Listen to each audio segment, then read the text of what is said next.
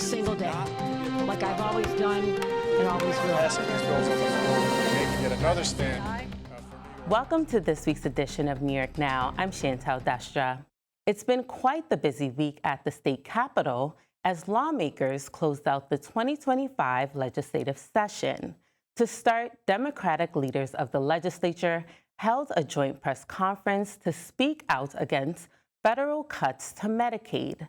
The leaders warned that President Donald Trump's Big Beautiful Bill would negatively impact New Yorkers enrolled in the health care program. Meanwhile, on the Republican side of things, Congresswoman Elise Stefanik, who is reportedly considering a run for governor, held a press conference with the minority conference of the legislature. Stefanik and the Republican leaders took aim at the governor for what they call reckless spending and ineffective policies this year. There was also an introduction of policy in the final hour, including a comprehensive criminal justice package. The state Senate also voted to pass the Medical Aid in Dying Act, sending the controversial bill to the governor's desk. To discuss the news that drove the final full week of the legislative session, we are joined in studio by Alex Scholz of the Watertown Daily Times and Northern New York newspapers, as well as Jong-Yoon Han of WXXI and the New York Public News Network. Thank you both so much for joining me here today. Thanks for having us. Thanks for having me. Of course, absolutely. Now, to start, at the top of the week, we saw Democratic leaders sound the alarm on Medicaid cuts coming from the president's Big Beautiful Bill. I wanted to get into some of the messaging. What did you make of it, and was it effective? We don't normally see the leaders come together and do a joint press conference, so that was certainly kind of a muscular move from them. But it's not that big of a departure from the things that they've been saying really since Trump took office and since we started seeing these cuts coming down the line, as it were.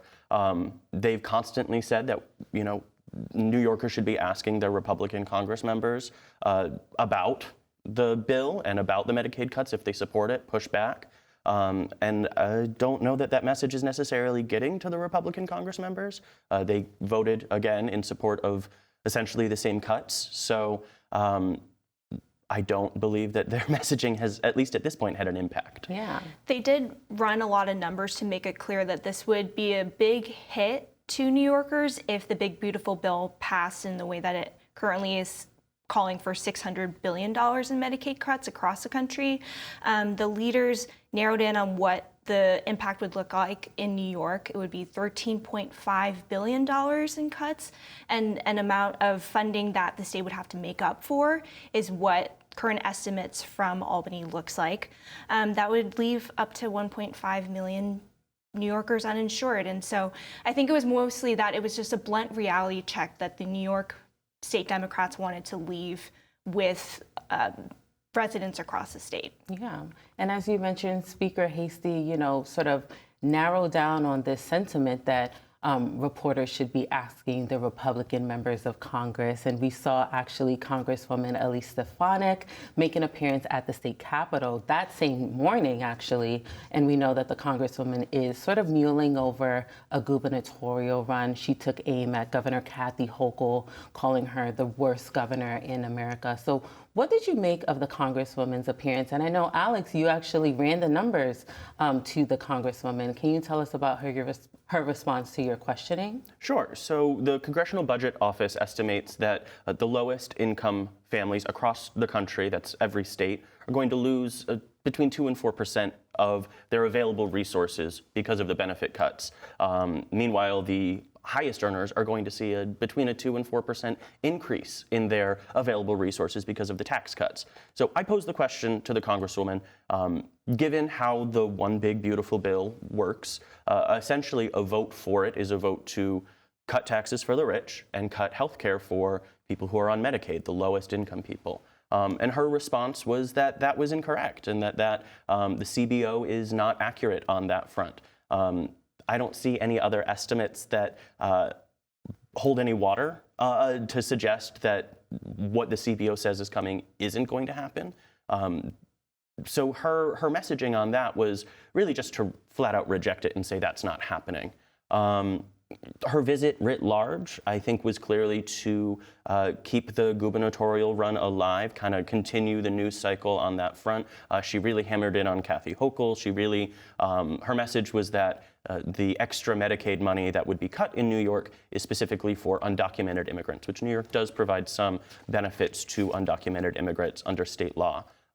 And she was asked how she would cut that funding if she were to become governor. And she said she would move through executive orders and through legislative action. So she's got a game plan for if she does get the governor's office.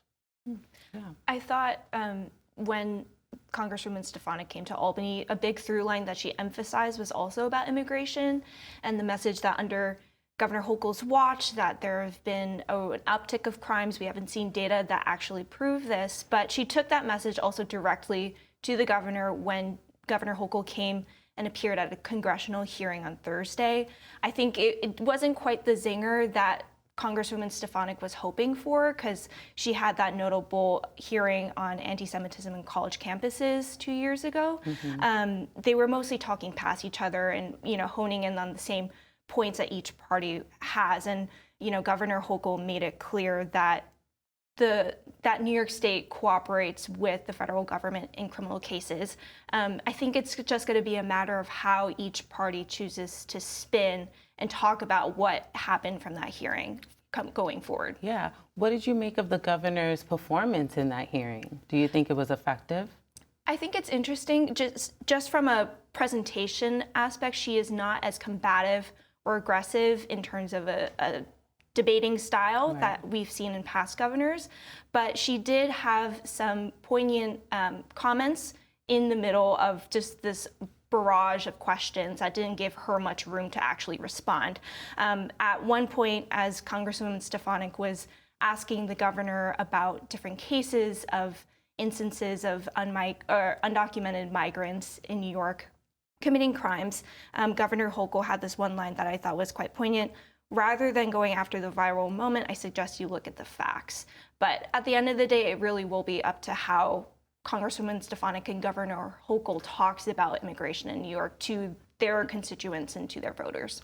Absolutely. And of course, this week there was also some movement on policy. We saw medical aid in dying get passed in the Senate just a few weeks after it passed for the first time in the Assembly. So I wanted to get into the significance of that.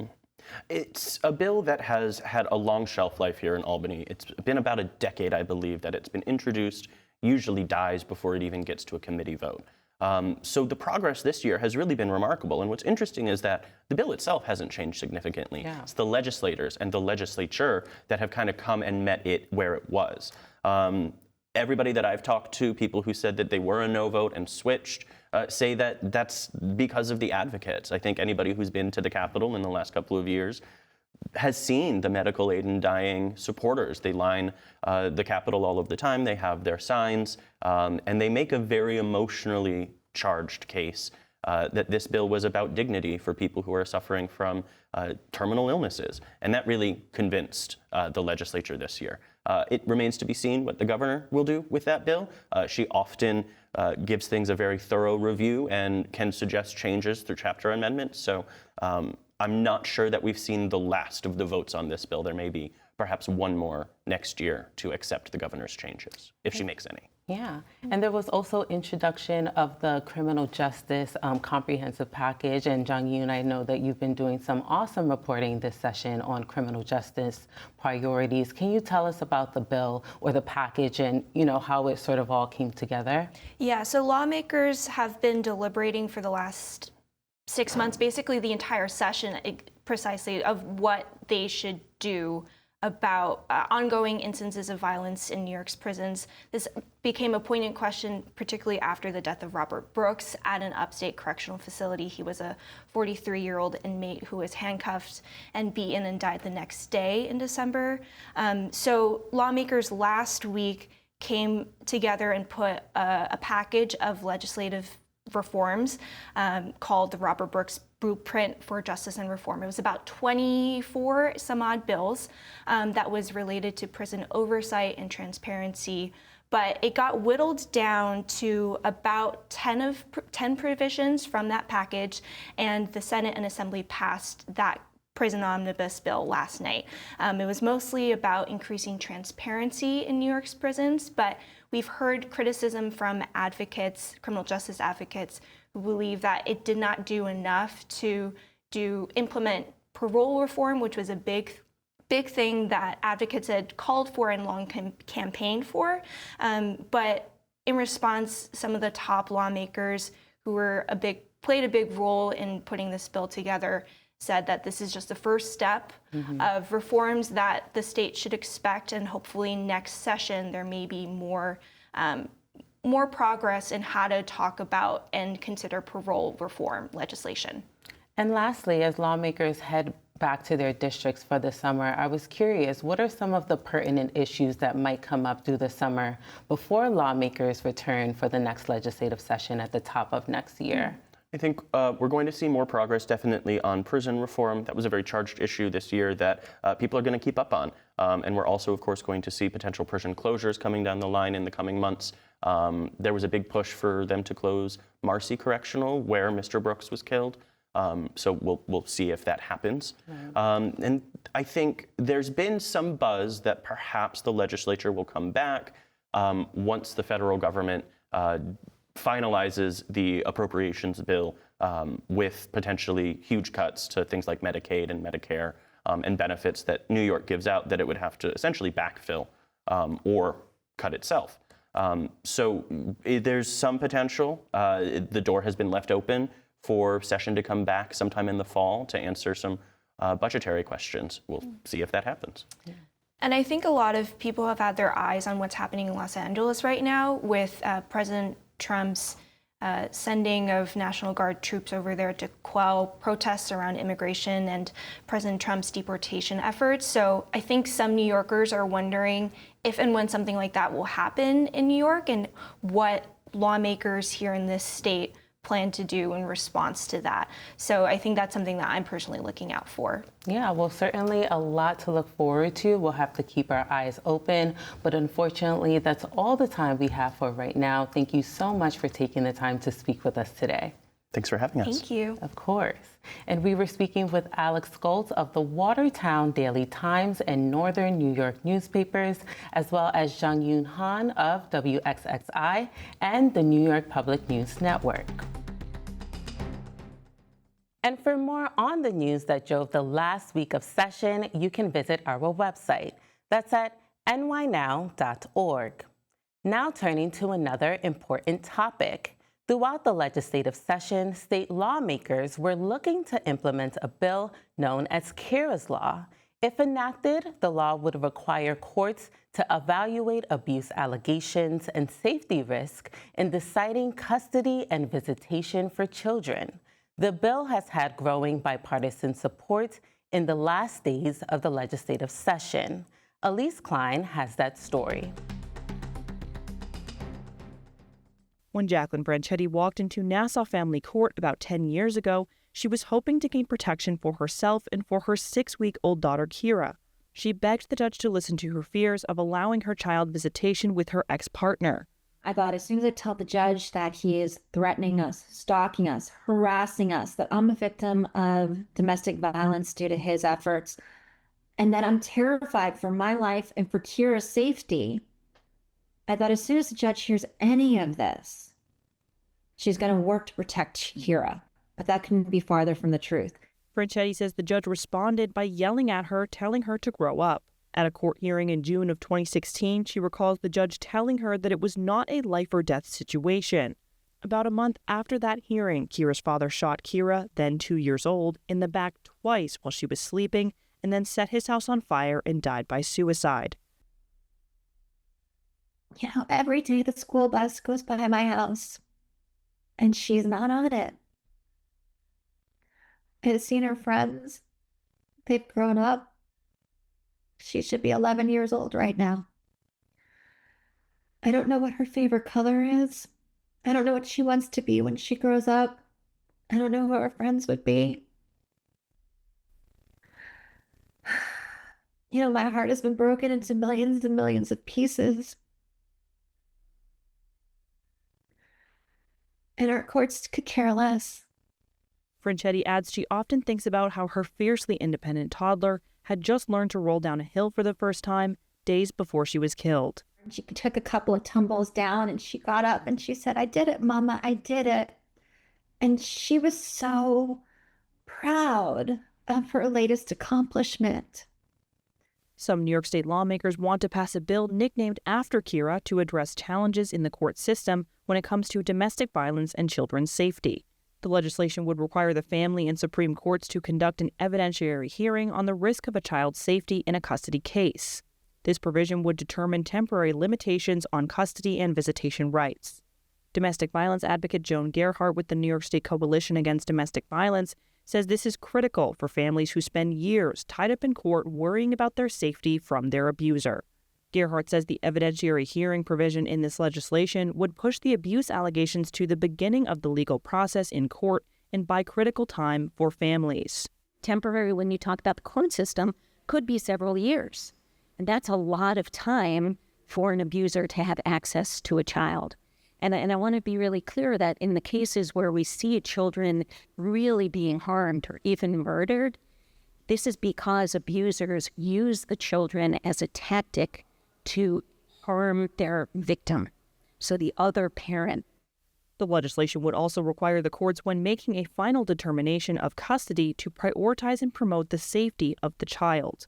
The bill requires, in making this decision, the consideration of factors including the party's history of domestic violence, child abuse, incidents involving harm to the child or risk to the child's safety, police reports, threats, and more. Gerhardt says one of the biggest issues facing domestic violence cases in court is lacking prioritization. Because there's so much backlog in the actual court dockets, they don't actually hear allegations of domestic violence or child abuse for several months, if not even years, after a filing has been made to the court. So what happens is domestic violence survivors are typically told, "We want to hear what you have to say. We're just not ready yet." State Senator James Skoufis, a Democrat representing Orange County and a lead sponsor of the bill, says this legislation was crafted in response to the countless tragedies in family court, including Kyra's death. He says the bill aims to improve the prioritization of children in courtrooms handling custody domestic violence cases.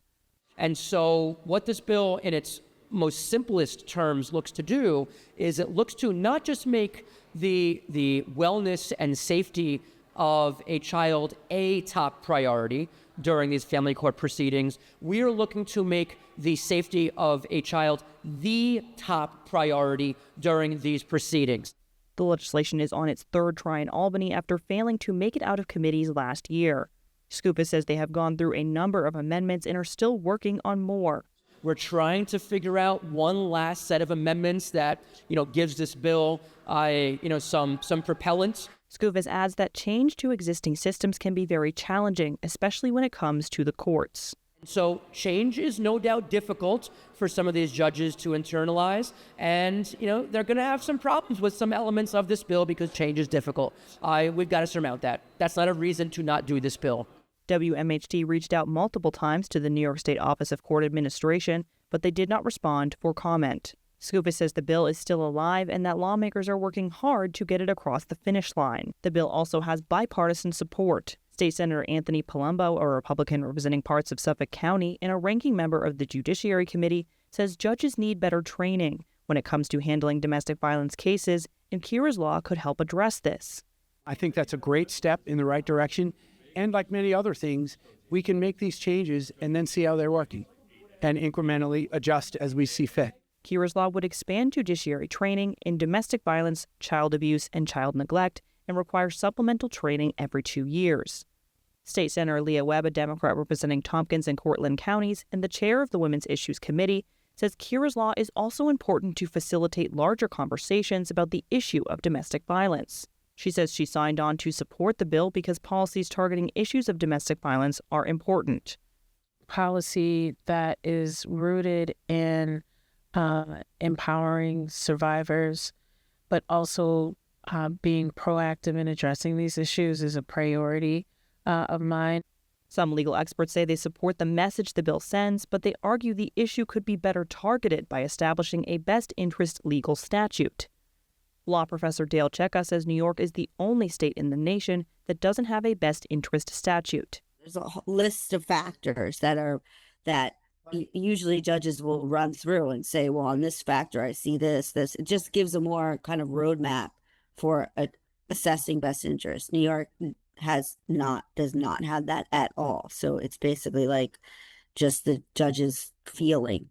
Some lawmakers seem to be supportive of the idea of establishing this standard through possible legislation. Yeah, this bill is not going to be the be-all, end-all to the family court conversation. Does not address all of the issues, all of the problems, and there's a myriad of them. In fact, of any of the courts in New York State, family court is the one that I've heard the most from advocates and constituents in terms of it just failing with regularity on their behalf and their children's behalf. And so, this is a part of the conversation, Kyra's Law, that we're talking about. There are certainly many other components that we have to address. Other legal experts say Kyra's Law could be a positive step towards improving the system. Jennifer Friedman with Sanctuary for Families agrees the state needs to legally provide more guidelines around best interest. She also says Kyra's Law touches on some specific factors. And what I think is really necessary is to lay out, for example, lethality factors. Lethality factors are evidence-based, research-based factors that have been shown to increase the likelihood of homicide or in a domestic violence situation. Lethality factors can range from threats of suicide to stalking and strangulation. Friedman says this is basic when it comes to domestic violence cases, and courts should be weighing these factors. There's no requirement right now that the courts consider in New York State lethality factors in issuing visitation and custody orders. That is very basic. The law needs to be updated to keep track with best practices and scientific scientific processes that have been determined. Kyra's Law is one policy and an example of one area within domestic violence lawmakers are trying to address. State Senate Majority Leader Andrea Stewart-Cousins, a Democrat representing parts of Westchester, says there are ongoing conversations about how the state can better address handling domestic violence. We are trying to make sure that the information is available, that people recognize, no matter where they are, the signs of domestic violence, and short of stopping it completely, being able to make sure that barriers are removed. Assemblymember Ed Rah, a Republican representing parts of Nassau County, says Kyra's Law could be a positive step in addressing challenges around domestic violence. He also says the bill needs a bit more work. Stuff with the court system is always difficult. I think there's a number of my colleagues who do practice and work in those areas that have unique perspectives, who have brought up some issues and things that maybe need to be addressed. But I think, holistically thinking about domestic violence, thinking about protecting victims of domestic violence, I think it's an important bill. Rah adds there are still varying obstacles the state could help with when it comes to issues of domestic violence. So I think we have more work to do in terms of making sure whether it's who they can call, where they can seek shelter. Sometimes it's even situations where they need to know they can go somewhere that they can bring a pet with them and that type of stuff, because these things do become real obstacles to people leaving these situations. Senator Webb says there is more the state can do to prevent tragedies from occurring.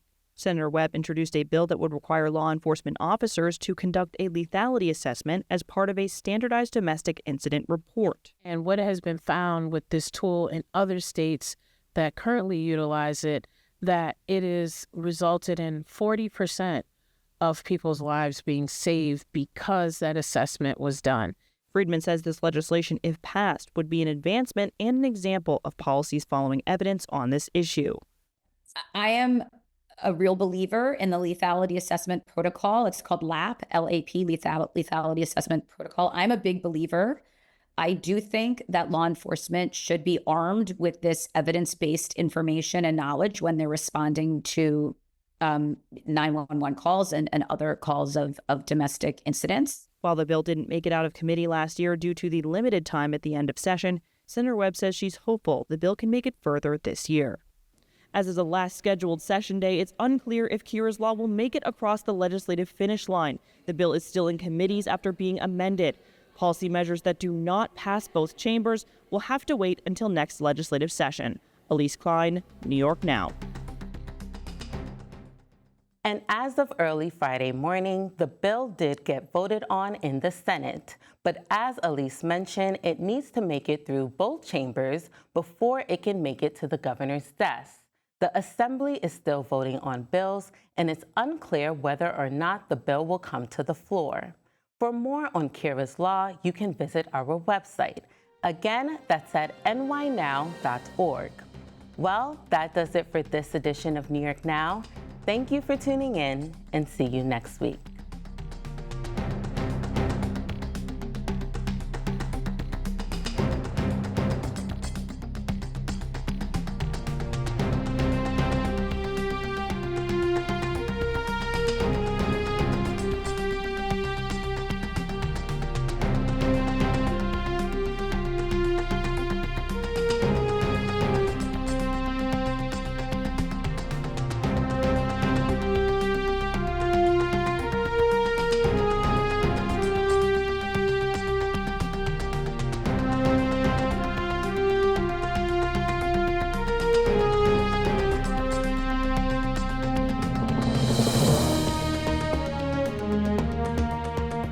Funding for New York Now is provided by WNET,